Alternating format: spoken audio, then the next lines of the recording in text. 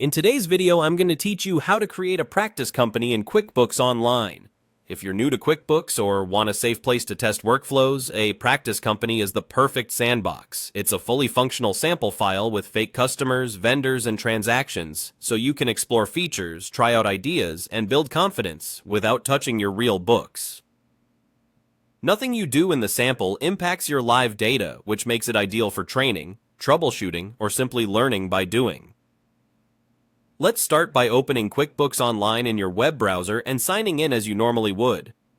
When you land on your dashboard, often labeled Get Things Done, make sure any work in progress is saved.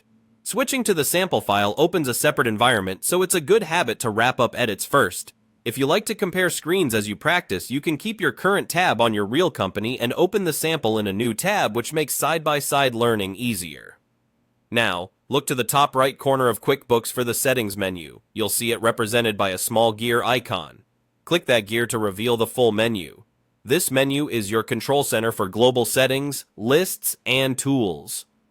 Layouts can vary slightly across regions or subscriptions, but the gear's position in the header is consistent, so you can confidently find it from almost any page. In the menu that appears, choose Switch to Sample Company. QuickBooks may ask for a quick confirmation, then it will load the practice company in a fresh session. Give it a moment to open.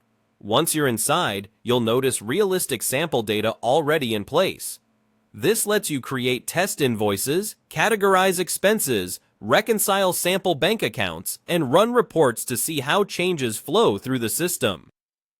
It's a great way to understand the impact of actions like editing chart of account settings, adjusting products and services, or trying different sales tax scenarios without risk. Keep in mind that certain advanced or region-specific features might be limited here, and the sample environment can reset over time, so consider it a temporary, disposable workspace. When you're finished practicing, simply leave the sample environment and continue working in your real company as usual.